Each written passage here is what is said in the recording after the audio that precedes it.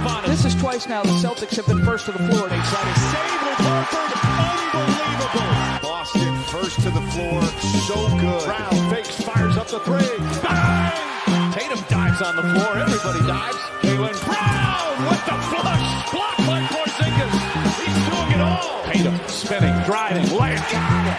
Washington drives. Blocked by White. Oh, what a block from Derek White.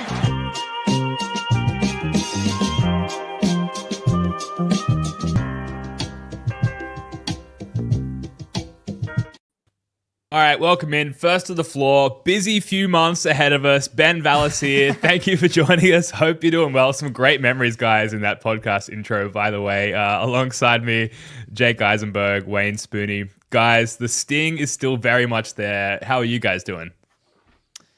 Yeah, I'm still waking up like in the middle of the night and being like, damn it. Damn it. And then trying to go back to sleep. Like, it's the first thing that I think of every time I wake up for the most part, which is unfortunate because it's like comes back in little waves. It's like, we lost the series and Tatum's dead and, or not dead, basketball dead. Functionally dead, temporarily. And so many, everything's different. And it happened so fast. Yeah, my wife was like, when's the NBA draft? Like next week? And I was like, babe, you're just not used to our season ending this soon. Like, it's in like a month and a half. There's still like a month of basketball left.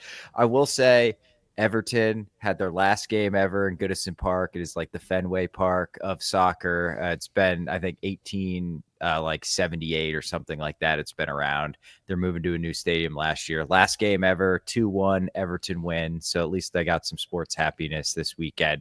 I know no one cares, but it meant a lot to me. I'm happy for you. Yeah, thank you. Because I've been like, what are the other hobbies in this world? Like, what do people do when they're not just like fanboying over their favorite basketball team and trying and using all their spare time to run a podcast about them? So maybe I'll jump on the Everton train. There you go. It's full of sadness. Yeah, more sadness. So before we get into, like, I think the way that we'll frame this pod, like long off season, like I said, busy few months ahead of us. There's going to be a lot of pods in what will be sort of a tumultuous and direction-defining off-season for the Celtics. We thought we'd start with today, sort of just evaluating the CBA landscape and how that pertains to, like, directionally how Brad Stevens and Mike Zarin will approach or potentially approach the off-season. Then we'll dive deeper into, like, trades of specific personnel, what we'll be looking to get back for those trades. But at the moment, it's more about maneuvering the many, many limitations that our current financial position brings upon us. And I've emailed Keith Smith a couple of times now, trying to get him on the pod next week. Obviously a very busy time for him with the Celtics season having just ended in like a crazy financial landscape. So he's very busy trying to get him on because he's kind of like the oracle of all these things. But we've got some stuff to bring to you tonight. Before we get to that, just quickly, guys, how would you characterize the 2024-2025 season? Like, you kind of have to look at it like a 2-year season, a 2-year journey in a way. So, like, keeping in mind the championship was won, Spoonie, like, how do you think you're going to look back at this season? Do you think you'll ultimately come to accept it, or is it just like something you will choose to never think about again? I think I have written a lot, talked a lot about how how meaningful winning a championship is and how you just like don't get that many, and that you just have to hold on tight to how truly special those seasons are, like the memories that we will all have from those seasons. So I will say 2024-25 was ultimately extraordinarily disappointing. But part of what made it disappointing is because we got to the highest heights the season before. They basically ran themselves ragged last year, completely dominated, and they just kind of fell apart in the playoffs this season. So I will look at this sort of little 2-year window extraordinarily positively. I will probably be telling my son about it. It's like, oh, you should have saw what Jayson Tatum did to Luka in the finals, boy. It was incredible. Yeah. And this year, we're like, yeah, it's kind of like 08 and 09, man, where it was like the team just looked awesome. They weren't as dominant in the playoffs, but they won a ring. And then the disappointment started earlier in that year because KG blew his knee out like 20 games into the season instead of at the end of it. But I look back at that time super positively, and like 09 was sort of like an afterthought to 07-08. So I think that's how I will ultimately perceive this little 2-year window. I think you did answer your question though, Ben, in kind of not thinking about this season at all and thinking about the previous true. season. yeah, exactly. You asked me about this season, right? I think Well, that is the best way to think about this season. I think is think about the previous season and the more of the overall era. And look, they still won 61 games. Yeah. It's going to be hard to fully that like just thinking about the Knicks series. Like that, now that we have all the information that we have, it feels like we never really had a chance to win a title either way. Would it be like 30% less painful if we had like somehow survived the Knicks series and then lost to the Pacers? It would have been less painful. The real pain comes from the Tatum Achilles thing though. So like unless that piece of the story changes and you don't win a title, if you don't win a title and Tatum tears his Achilles, it almost doesn't really matter which way you got to that point of the story, because the reality is you didn't win the title and Tatum tore his Achilles, right? As painful as the game 1 and game 2 blown leads were, and that's why he didn't win the series, and you can put that on a bunch of different people, the end result is where we're sitting today with a little more, with probably maybe 2 weeks more of better memories, but we are where we are. We have a title, and we're wishing the best to Jayson Tatum.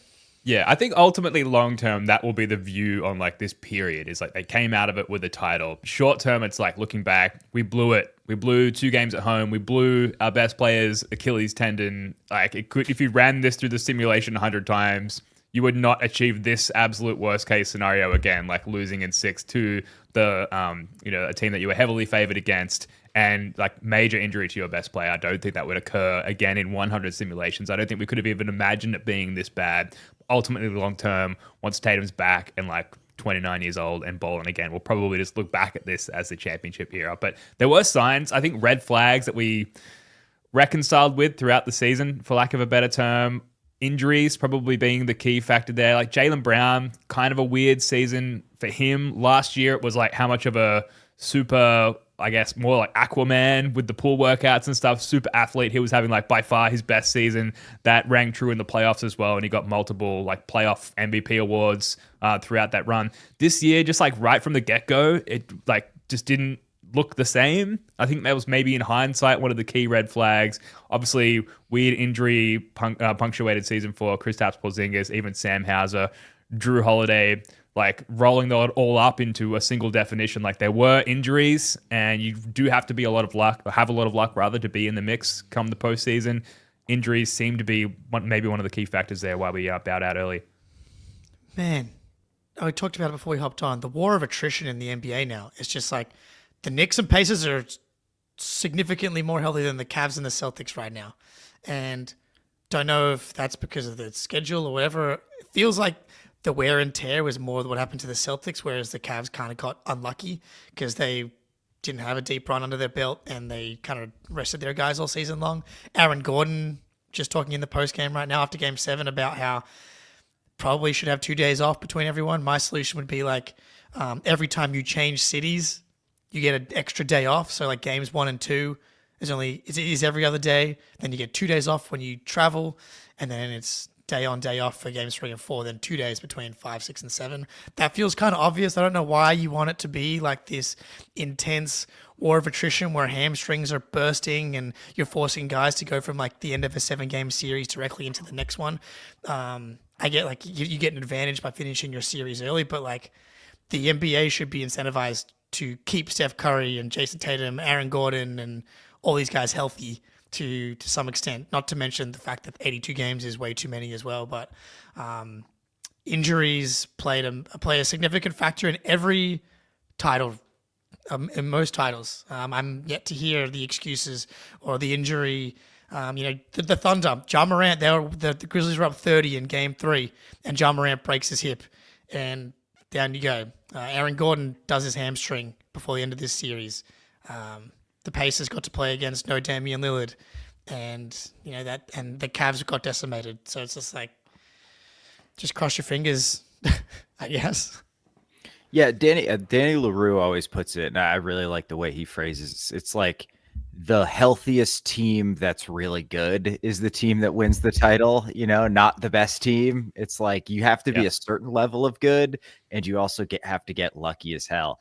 I think probably looking back, the thing that sticks out to me the most is the mental gymnastics I went through to convince myself most of these injuries were not really injuries and these guys would be totally 100% healthy for the playoffs and we don't need to freak out about all this stuff because it's like it's basically just kind of load management. They'll get these guys healthy.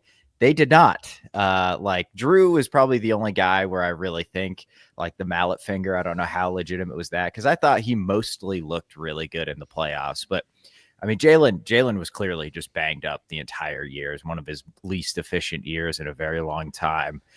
And like Hauser, I don't know, he looked fine in the playoffs, but he kind of didn't ever totally get going. And then obviously KP, where I was like, they're managing him like it's perfect. This is what we want. This is how we want him to do it. And then he got whatever.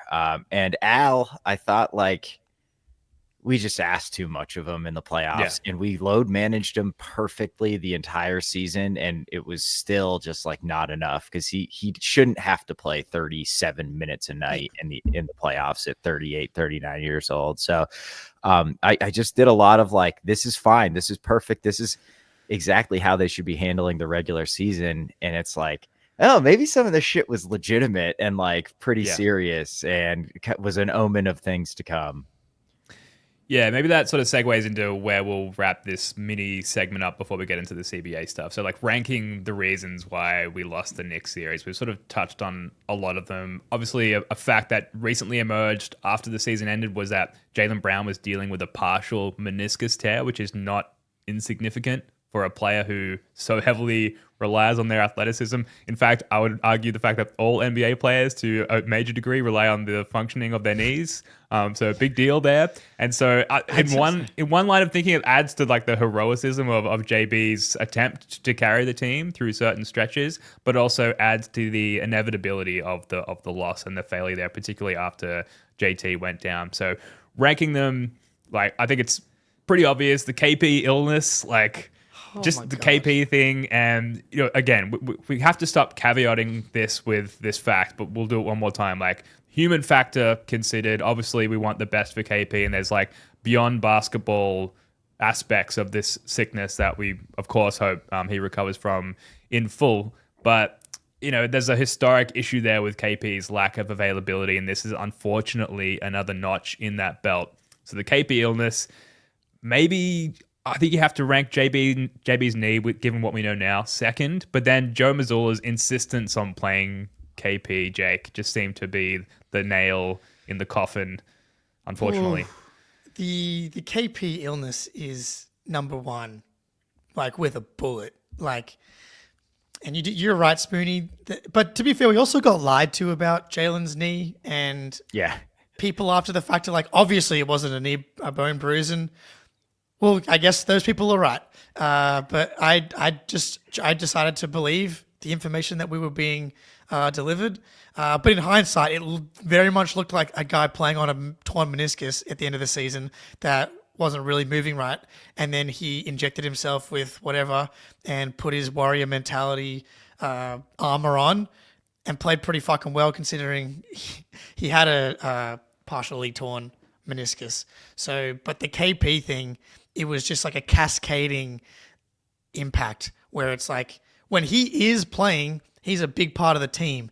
And the problem was when he was playing, they were acting as if he was his normal peak self, the dude that like entered the playoffs, the 20 points per game, unicorn, hyper efficient scorer. And so when he's out there, they're still forcing it to him in the post. He's getting in the way. He's the rim protector, and all of it was going badly. And like, it was just, okay, now we're not getting as many rebounds. We're not getting as many stops. We're not generating as many points. We're leading to more turnovers. And that is by far and away the number one problem. Because in that Knicks series, it's like, if you have normal KP or even like, I don't even know what percentage you can put him at. 10% of what his normal self was. Like if you have 60% KP, if you have normal KP, you definitely split those first 2 games and you probably go on to win the series or you win both of them. So that is number 1. Clearly Jalen, number 2, and we talked about Joe there. And I mean, they're not the Jalen. I mean, Jason's not absolved of blame here for his play in game 1 and 2, like the shot selection in game 1 and some of just like the performance in both game 1 and 2. So that's part of the it. lack of focus. Yeah, but the point of why they were minus 900 favorites is that like they could survive so much and still beat the Knicks. And it was like, okay, well, Jason plays bad, Jalen plays bad. We could probably survive it if ever like Derek White hits some shots and KP's like pretty normal. You didn't get basically any of those things to happen in the first 2 games, and you couldn't climb out of the 2-0 hole. It is what it is. Yep. Yeah, blows. I think shooting variance has got to be on the list too, man. Like you should 25% on wide open threes in games 1 and 2. And I know some people are more critical of what wide open threes they were.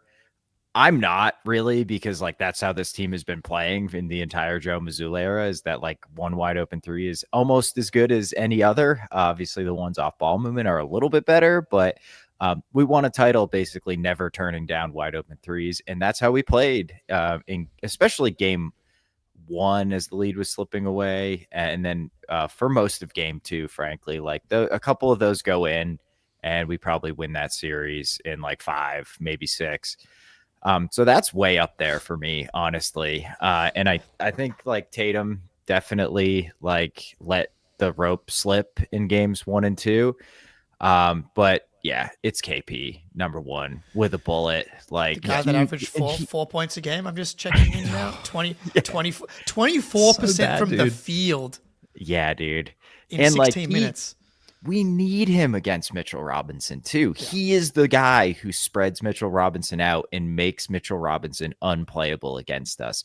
So when we don't have that, they get to play Mitchell Robinson and bask in all the great things that Mitchell Robinson brings. Like if a healthy KP's out there, it's like, you can't play this guy. And all of a sudden it's Cat at the 5. It's truly what totally unlocks us against the Knicks. So that is like so easily won. And I think all 3 of us have been saying like this year's going to be different. We need KP this year. Like it's not going to be like last season. So that's one. And then Jalen's knee and shooting variance and Joe are all like 2 ABC for me. They're all like, you could convince me any one of those is the second. Yeah, Joe is not without blame here, unfortunately. We've obviously all been huge Joe promoters since day 1, but like in this case, no KP clearly would have been better than the KP that we did get. Like he was a net negative through and through in this series and through stretches of the Orlando Magic series also. So, but then again, like Joe didn't tell the guys not to box out and rebound. In fact, he even tried to mitigate that with double bigs at time where pace would have really helped us. But then G just like punt on the rebounds and go with the pace. So there's a lot of questions there with how Joe Mazzulla navigated the series too. Yeah, he did not cover himself in glory in this one. And it started from game 1 by not playing Hauser in the first half for some reason. It's like, why are you cutting down your rotation all of a sudden? It's like, this is a team that you can, spread out, get him moving around. You just don't do that at the beginning of a series. This is weird. It was a bad start. The Hacker Robinson thing in game 2, where he put the Celtics into the bonus at the end of the game, which led to Drew Holiday fouling Brunson at the end of the. Well, basically, like it just doesn't give you the chance to like foul to stop the game when you're up 1 and force them to actually reset and take another shot. So that was bad. The KP thing. The fact that it took him till game 5, and even in game 5, it took until KP was telling him he couldn't breathe to then go to Luke Cornett. The series was over already. And again, and the KP thing, like cascading into Al Horford, playing him 12 minutes for the entire fourth quarter of game 2. And that probably cooked Horford for the series. And it was like, so lots of blame to go around. Yeah, maybe that's the last time we talk about it. Sorry, go ahead. I was just going to say that might be Joe's worst playoff series. Yeah, I think so. Yeah, like way worse than 2022 Miami, I think. Yeah. But are we in agreement? Rather. Like, it's not enough to put his job at risk. Like, he just won a title. Like, maybe 4 years down the road, if it's continued lack of success and mind-boggling decisions, he gets like bulldozed and fired despite the winning of a championship. But now, like, there's just been too much success in the limited sample size we've had Joe to really be concerned from that standpoint.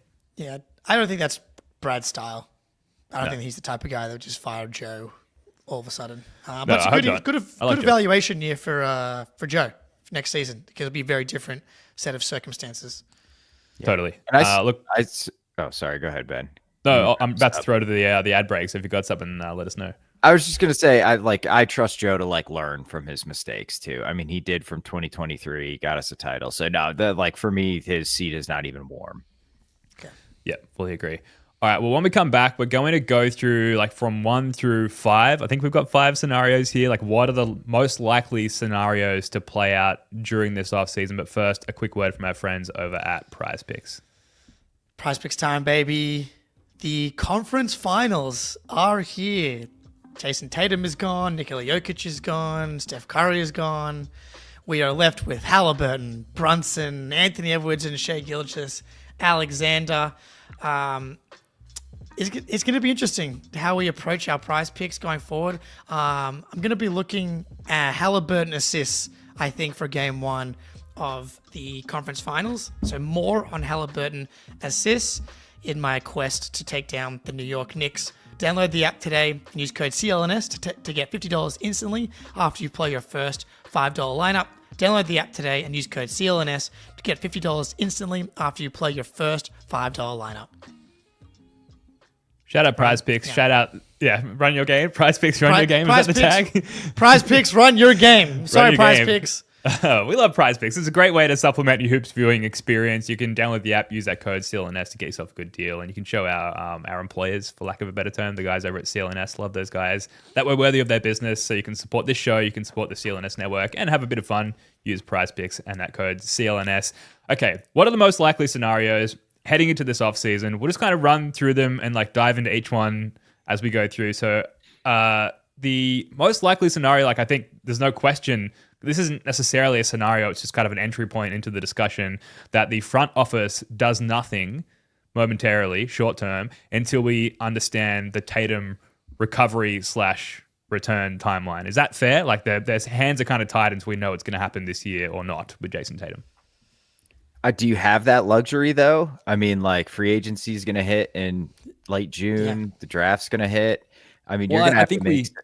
Will we? know. I'm seriously asking. Yeah. Well, yeah, I mean, I think we'll know sooner rather than later, like what the outlook will be. I base that on no medical foundational I don't think we knowledge at will. all. The draft is in a month, basically. The draft is in like 6 weeks. Like they're going to be having to make. And also, I think they know.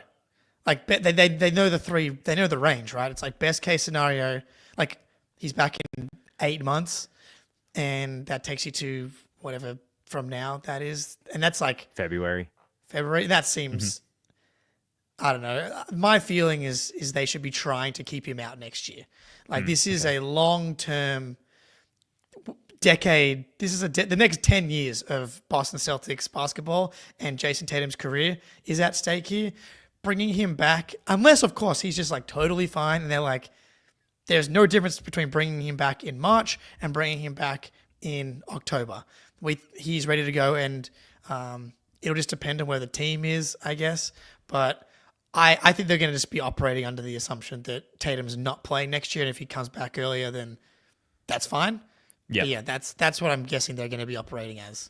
Yeah, and I think you operating under the assumption that even if he does come back, he's going to have to work himself. Like you're not like, keep the status quo. He comes back in February and now you're a title contender. Like I just don't think he's going to be that version of Jayson Tatum. So for all intents and purposes, I think you act like next year we are not in the race for a title. We are not in the mix, and you make your decisions accordingly.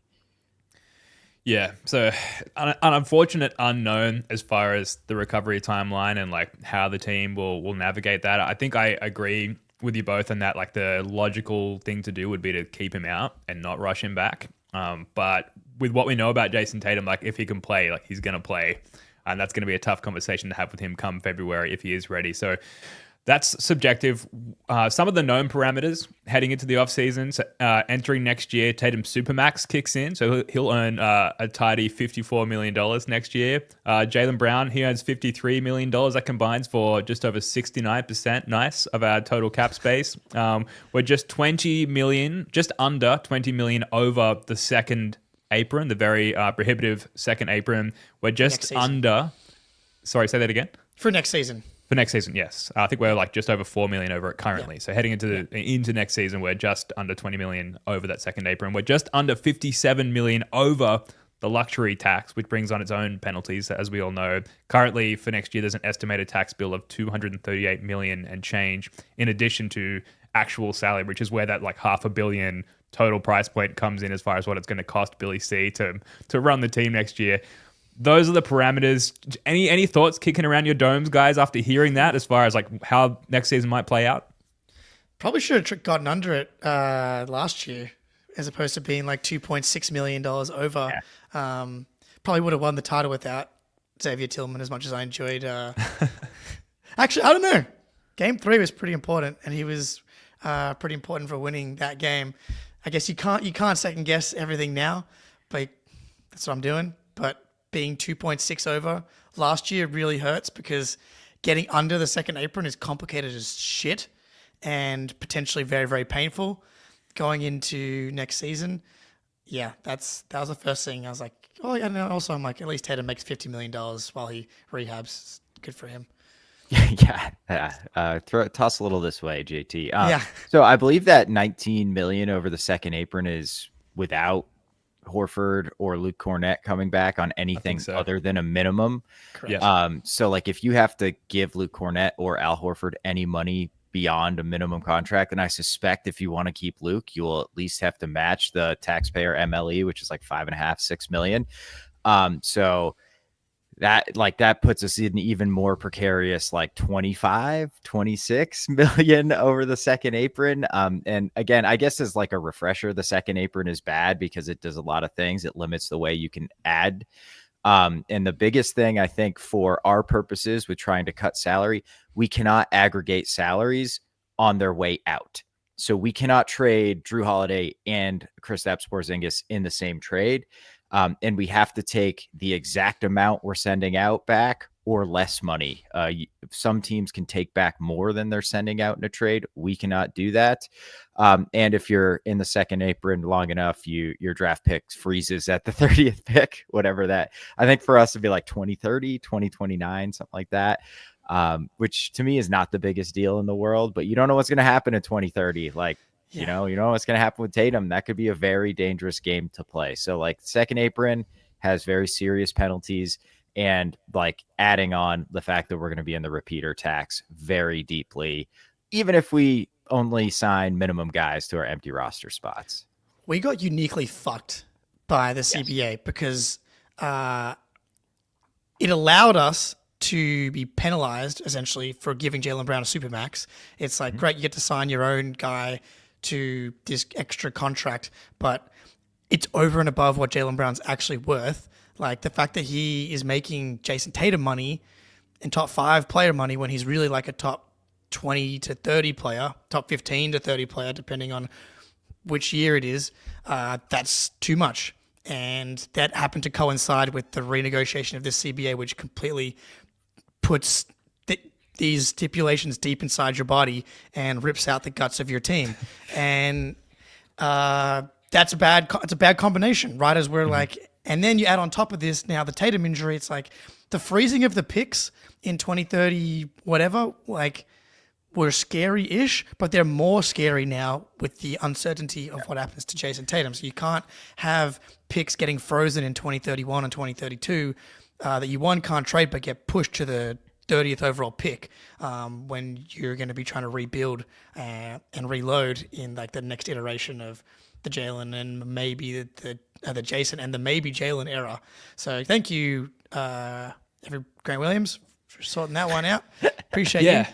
Because like all of that is somewhat tolerable if your best player in his prime is also healthy with both Achilles tendons and other necessary tendons intact. We need to negotiate the Tatum clause going forward, where like you have some ways around some of these punitive clauses if your best player goes down in the way that Jayson Tatum has. But unfortunately, that's the situation we're dealing with. So getting under the second apron to unlock some of that maneuverability and avoid some of those draft pick penalties down the line. There are some moves potentially to be made there. Getting under the luxury tax is a whole nother ball game where you're looking at like gutting like some very notable Celtics and roster pieces from the team. And that's a very destructive approach, but it would save Billy C a lot of money. So I guess looking at the second apron situation so far, from what I understand, we've got until the February trade deadline to achieve that goal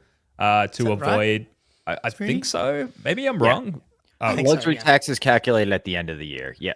Yeah, I'm gonna limit my talking here because I know Spooner, you're like much more across this than me. But essentially, like you have to move. It looks like KP and Drew to get under that second tax apron line. Is that correct, Spoonie? So there's the second apron, the first apron, and the luxury tax line. Yeah, sorry, I stuffed that up. So like if you so like getting under the second apron means you eliminate a lot of the penalties related to how you add players to your roster. Getting under the luxury tax line is simply saving your owner money.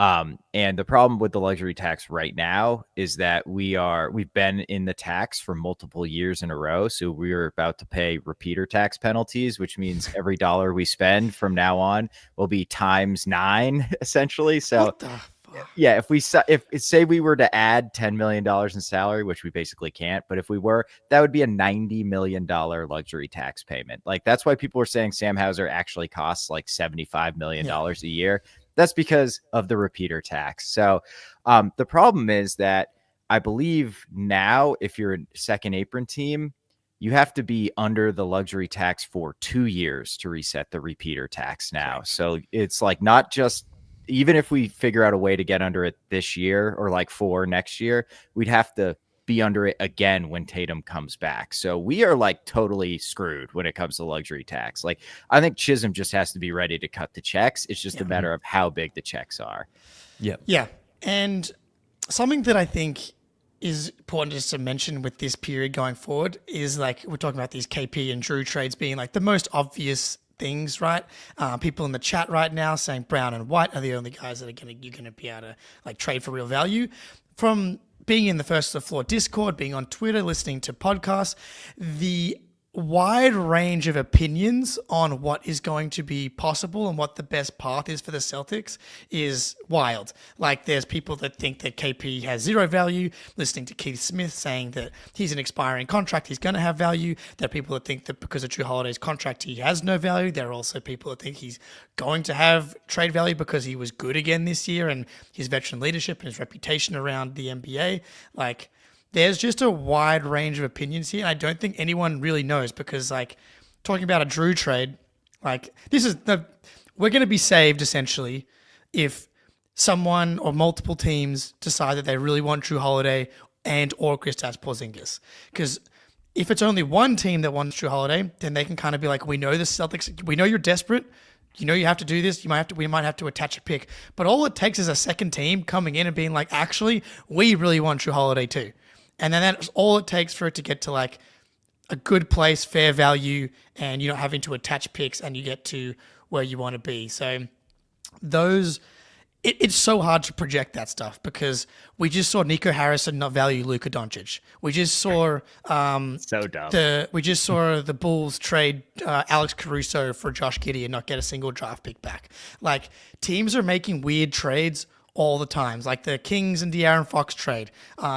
Even the opinion on what the value of teams got back, the opinion on that stuff changes based on who you talk to as well. So there's just a lot of moving parts, and I think like the eye of the beholder is going to just be a big thing here. And on Drew Holiday, averaged 11-4-4 in the playoffs, or 10-4-4 in the playoffs, 63% true shooting, regular season, 11, 4 and 4 on 57, 58% true shooting.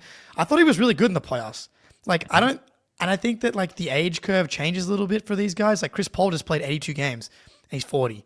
So I think Drew Holiday has value. KP, on the other hand, outside of the expiring contract thing, like the illness fucked our season, but he also like tanked his trade value by not being able to breathe, which again, not his fault.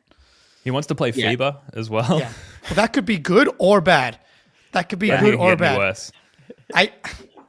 Yeah, probably not. But so like that could be good. He goes out and balls out, and Latvia cooks in the Eurobasket, and then next thing we know, we're able to trade Kristaps Porzingis for Amen Thompson. I'm kidding. But yeah, yeah.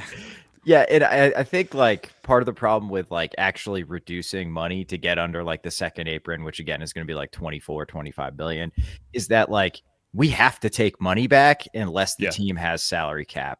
And the only team with cap space is essentially the Brooklyn Nets, and they can generate, I think they can get like 90 million, but realistically we'll probably have like 60 million. But they have no incentive. Like, why would the Nets just be like, yes, give me Drew Holiday and Kristaps Porzingis for nothing? Okay, deal. Oh, wow, we're under the luxury tax, but Brooklyn's never going to do that. They probably want to sign someone, or there's guys who fit their age timeline that they can take into their cap space and give picks for. So like, even if we can trade Drew and lower the cost, it's only like 7 million of like savings. Yeah. So Go ahead. So I was reading Swish Theory today. And so the key to this, I think, for both KP and Drew trades is a 3-team trade, because then you can stack it. So if it's just a team to team, then you can save like 6 to 7 million. But if it's a 3-team trade, then you can save a maximum of like 11 or 12 million in a trade for Drew Holiday. And so that has to happen. And like I have one here. Hang on, the screen, it just says screenshots. Here we go. For example, with the Warriors acquire Drew Holiday.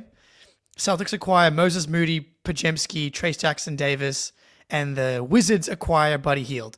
So like we're able to shave 15 million apparently in this, according to Spot Track. And I'm assuming we have to give up a pick in that to get that done. I'm assuming to make this work. I don't know if the Warriors are doing that. They just created like the oldest team in the NBA by trading for Drew Holiday. Then you start to get into the Derek White trade, which is scary.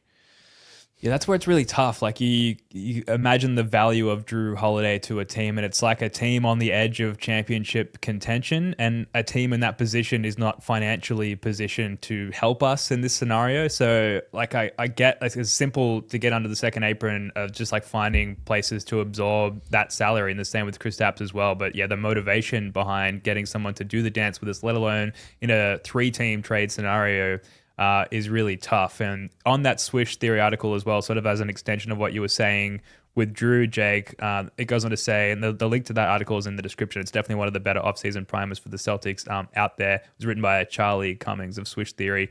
And they go on to say they can move on from Kristaps Porzingis and his expiring $30.7 million salary if Boston again takes back the minimum salary in a 2-team deal. That's $6.14 million in savings, but expanding to a 3-team deal, the Celtics could save up to $11 million, only taking back $19.7 million in exchange. And that could cover the tax amount needed, but something else comes into play: the upcoming draft.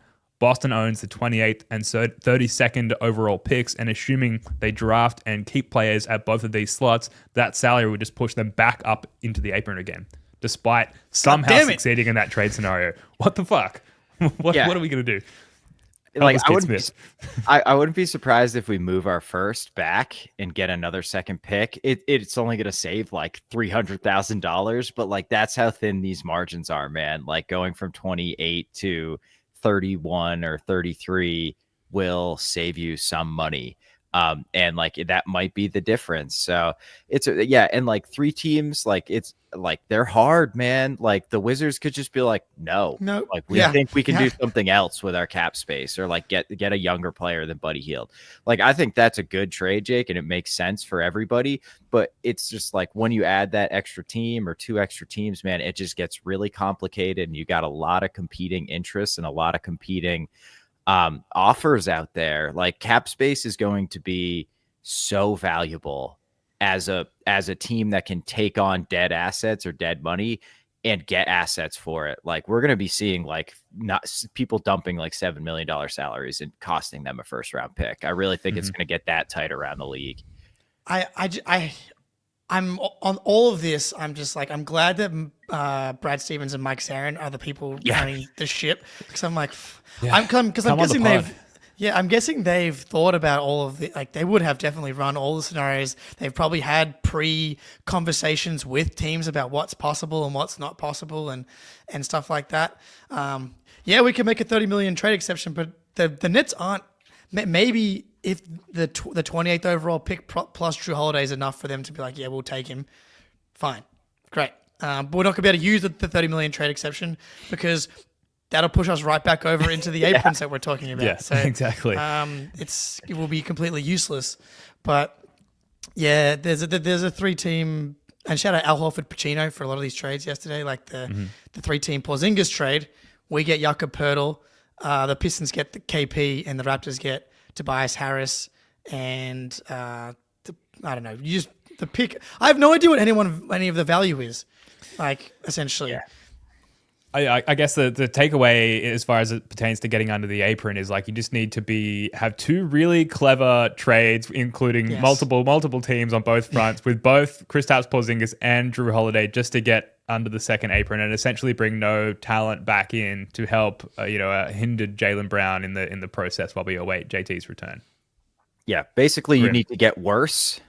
And the only reason you need to get worse is because of the new CBA. And to me, that's a really stupid way to create like a salary structure in a sports league. Like incentivizing your best teams to be worse is so dumb.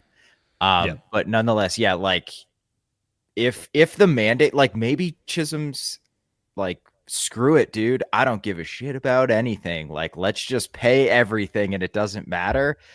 We're still just locked into the team we have because the second apron prevents us from adding any talent beyond minimum salaries and draft picks. So it's like you're kind of damned if you do, damned if you don't. Yeah. So before we get into the stealth tank scenario, which is another real life potential scenario and sort of a little further away from the financial aspects and more about just like sort of better positioning yourself for slightly longer term success, like is there a world where we just keep everything as is and wait for Tatum to come back? Because maybe you're better with whatever versions of Drew and KP you have compared to anything that you could get in the near term in exchange for them or in their absence. Yeah, I think 2 years from now is going to be the year that KP's healthy in the playoffs. I think that's going to be just stay locked in. 31, that's a good year. Yeah. Drew's allowed to play 12 games. Horford is only allowed to play 6 games. Everyone just gets paid a lot of money to do Pilates for a season and stay healthy. Spoonie, I don't know these two. I know this was talked about in the Discord, but you could stretch KP and stretch and waive him as like, and these are ripcord scenarios, right? Like if the rest of the league is like trying to hold the Celtics' feet to the fire, and it's like, no, we know you're desperate. You have to attach assets, or we're not taking these contracts on. The Celtics can do 2 things. One is, I don't know if they can just straight up buy him out before the deadline, and then you get all of that money off your books, or you have to waive and stretch him for that to work. I don't know if you. Yeah, I'm pretty sure you got to wave and stretch him. Okay, wave and stretch. So let's say that gets down to $10 million. So you save $20 million, and there you go. You did it. And then hopefully you just get like a Drew trade. The other one, which I know will make you sad and Ben sad, of course, all of us sad, is trading Sam Hauser into a trade exception or a cap space. So you essentially just shave $10 million and you get a draft pick back, which isn't the worst thing in the world, but like you're essentially hoping that the draft pick you get back turns into Sam Hauser. Right. Yeah. So teams can use the non-taxpayer, so the big MLE, as a trade exception now. That's like one thing they did in this new CBA. So there's actually a lot of teams who could straight up just take Sam Hauser in their mid-level exception. Okay. So like that's a very viable path. It would make me so sad because again, it's just like, we're just giving away really good players that we found and developed and turned into playoff performers because of Grant Williams and CJ McCollum and their Jalen. stupid new Jalen, their stupid new CBA. But like no, that I mean like Jake, that I would not be surprised at all if that happens.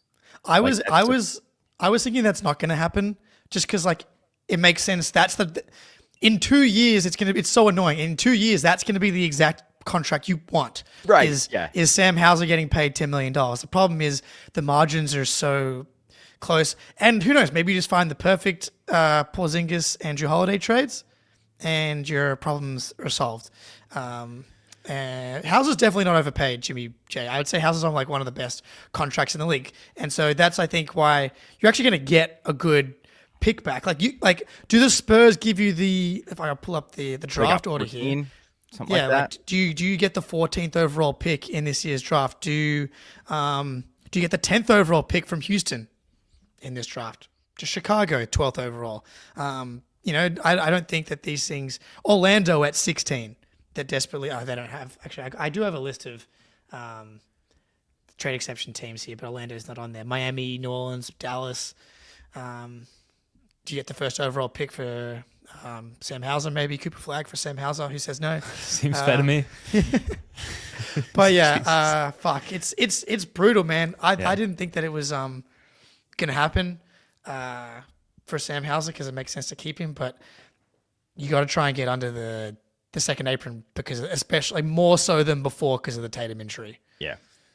The good news is that watching Brad and Zarin expertly maneuver this and coming out of it somehow looking better than they did this year might be more satisfying than winning the championship. So we've got that to look forward to. I wanted to go into like Sam Hauser's salary being compatible with Walker Kessler once we get under the second apron, but we're getting into the weeds here, and we'll do that on future podcasts. There is a stealth tank scenario, Jake, that we've kind of touched on or hinted at. Do you want to run us through that one real quick? Yeah, I reckon Spoonie hit game time, and then we'll talk stealth tank. Yeah, good call. All right. There's nothing better than playoff basketball. I've been to one playoff game in my life, and it was 2022 Game 3 of the NBA Finals. I went with Australian man I met on the internet, and it was legitimately one of the best days of my life. And you know how I got in the door? Game Time. Super easy to get tickets. I just hopped on the app, search for the game, and then you're shown all the available tickets and all the best deals right on your phone. Their curated deals make it even easier to find the best seats at the best prices, and last-minute deals on tickets right up to the start of the event, and even an hour after it starts. But maybe my favorite feature is the seat view. It'll show exactly what it looks like from any seat before you buy. So take the guesswork out of buying tickets with Game Time. Download the Game Time app, create an account, and use code CLNS for $20 off your first purchase. Terms apply. Again, create an account and redeem code CLNS for $20 off. Download Game Time today. What time is it? Game Time. Game Time. It's the best. Sorry, Jake. Go ahead. No. I just I don't know if I can do it here. Screen share. I just looked on the Discord and I just seeing like disgusting trades everywhere. I see a Jaylen Brown trade for Zeke Naji, Kristen Brown, Peyton Watson, CJ McCollum, and Michael Porter Jr. goes to the Pelicans, and I'm like, this is where we're at. Spooner just vomited in his mouth live on the show. Okay, so stealth tank. Jaylen Brown, meniscus situation. Hopefully it's just like partial tear. A lot of players around the NBA, according to the doctors, will say like a lot of NBA players probably have partial tears. That's a wide range of like what that means. Hopefully it's just like a small tear that heals on its own and he doesn't need to have surgery. And then the other two options are it's like, is it a snip where he comes back, or is it the long-term recovery, which can be like 6+ months? Even if it's the 6+ months one, this becomes like very, very viable, I think. Yeah. It's like Jaylen Brown isn't ready to go to start the season. You bring him back really slowly. You don't let him play more than 30 minutes per game throughout the regular season. He's essentially on the Horford program, and you're load managing him and Derek. You're assuming Kristaps and Drew Holiday are gone. You got Peyton Pritchard, maybe Sam Hauser's out the door. It's like Baylor, Walsh, load manage Derek, Jalen, Luke Cornett starting, Horford's retired, and getting into the bottom 4, bottom 5, I don't think is realistic. But can you get into the like 8 to 11, 8 to 12 range? One, you give yourself a 30% chance to jump up into the top 4. but the 12th overall pick, 13th overall pick, like 8th overall pick, you have the chance to get like a real impact player. Watching the Thunder today, Cason Wallace, 10th overall, J-Dub, 12th overall, someone like Zach Edey at the 9th overall pick. Like, there's really good players to be had in that 8th to 12th range. And so can you get into the lottery, essentially? Yeah. So, like, if you assume, even if Jaylen, like, say he comes back, I don't know, like December, right? We're probably going to be quite bad because you're going to assume, I think at least one of Drew or KP is gone. Like, I would be shocked if both of those guys are on the roster next year. And like, I think it's more likely both are gone than both are still here. So if you just kind of unload those two and maybe you bring back Luke, I suspect Al is going to retire, or be on like 10 minutes a night type stuff. And like Jaylen's going to come back. He's going to have to work himself back in. We've not been great with Tatum off the court that much anyway in a lot of years. So like, I don't know, like if both of those guys are gone, especially Drew, who is like pretty important for just like giving us a body that can defend and kind of run a little pick and roll. I think we can kind of naturally glide into that 8 to 12 range without like also getting rid of Hauser and Peyton Pritchard. To me, I think we'd be crazy not to stealth tank next year. Like we're just like, I think we would be absolutely crazy not to do it, given that we're not going to have our best player for the entire season. Like, this is your opportunity to go get a young, high value asset. And even if like we don't want to take the pick, maybe we can attach it to Hauser in a trade and find somebody on a rookie deal who's like really a great fit for our team. You know, I don't really know. Maybe it's like Jaden Ivey or something, like a real high upside type of asset that we could use the 9th pick to go get. It's just a hugely valuable asset for flexibility going forward. So, and like, we just don't have a chance to win the championship next year. This is our one opportunity with Jayson Tatum on our team to do something like this. And like, what, like the top 3 next year is ridiculous. Like, this is going to be one of the best top 3s in a very long time. They're all huge wing ball handlers who are like crazy athletic. So this would be a great draft to have a 30% chance to get in the top 3 for. So like, I personally, for me, like, this makes by far the most sense. You get under the apron, maybe even the luxury tax, and you get a super high value asset at the end, and you get Jaylen 100% healthy, like him not killing himself to be a first round exit. Yeah. Yeah. If you're going to be a bit shit, you may as well be a lot shit. Bingo. Yeah. Don't kill yourself to be the fucking 7 seed. The problem is the Eastern Conference is pretty bad, but but even then, right? Like, Milwaukee's gone now probably as well, but Cavs, Knicks, Pacers, Pistons, Magic, the Heat always try and be good. The Hawks will be solid. The Bulls always try and be the 9 seed. The Raptors are going to be trying to be something. Like, they traded for Brandon Ingram. Like, they're going to be trying to make the playoffs. And then the Sixers will be trying to be good in one way or another. And then do the Hornets or Wizards take an 11 seed leap, essentially? So then all of a sudden, maybe you can, it's not that far fetched, but it does somewhat depend on being able to convince Jaylen to chill the fuck out and be like, hey man, even if you're healthy, like let's say he's 100% healthy, best case scenario with the meniscus, heals naturally. It's like, we're load managing you. I think that will be a tough sell for him. Because it's like, this is my chance to show everybody that I'm going to be second team All NBA. Who knows? Maybe that helps us tank. But yeah.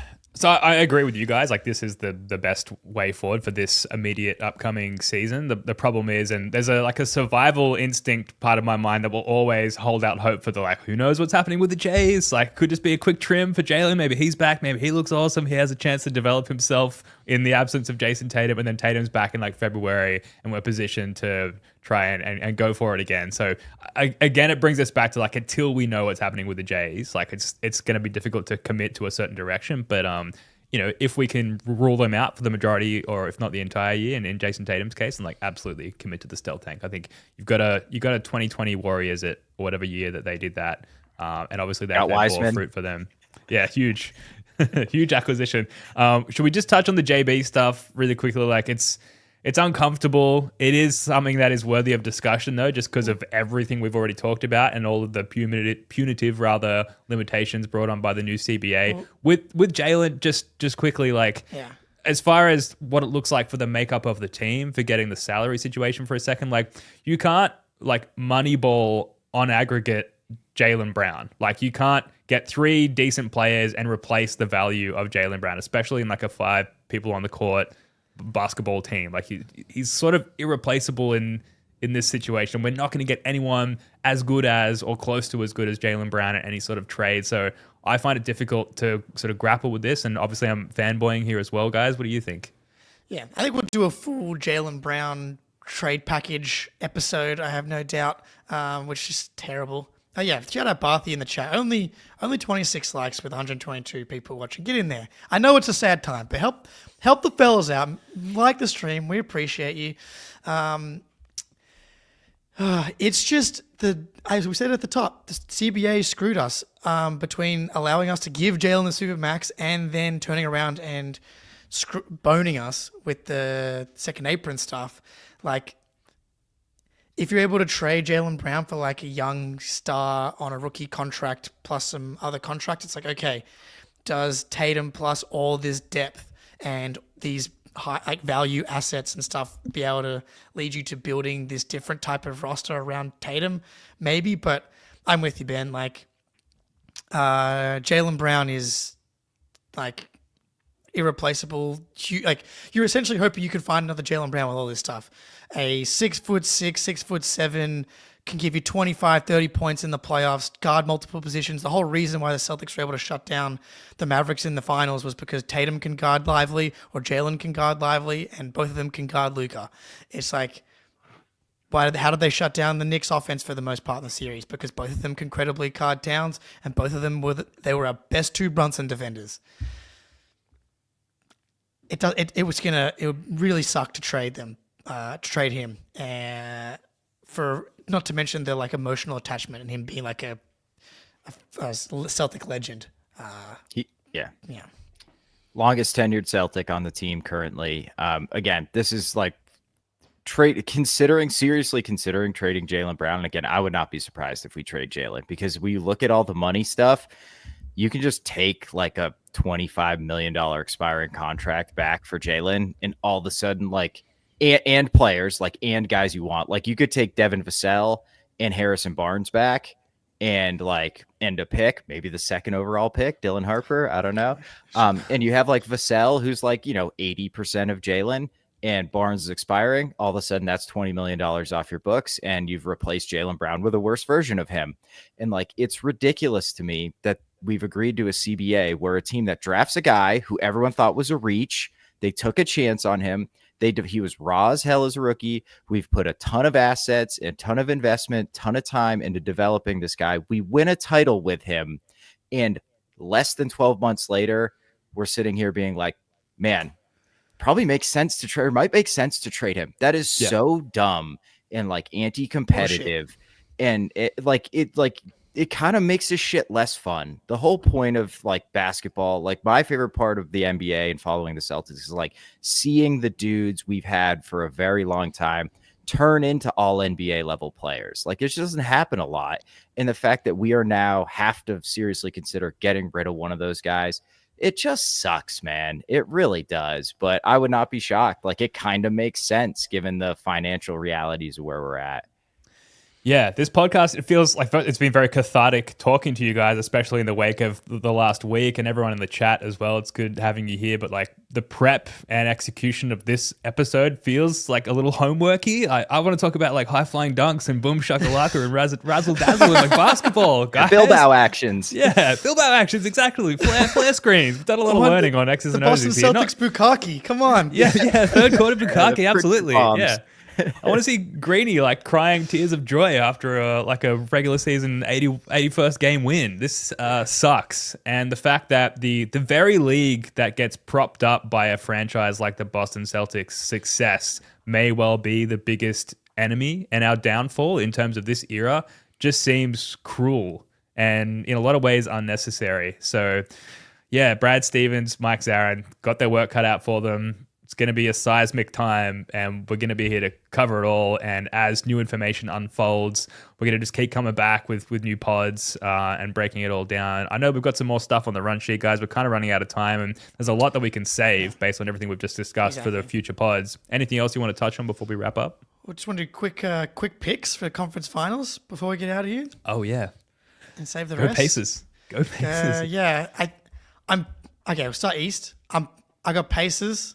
Let's go Pacers in 6. But picking Pacers, I think they're just awesome. And I don't know. I think the Knicks are not as good. I think that they just like somehow stumbled into this mystery illness KP. The Jays kind of shat themselves in 2 fourth quarters, and they snuck through into the conference finals. I think the Pacers are better. But it wouldn't stun me if the Knicks go through the finals, which makes me sick to my stomach. But I'm leaning Pacers. Yeah.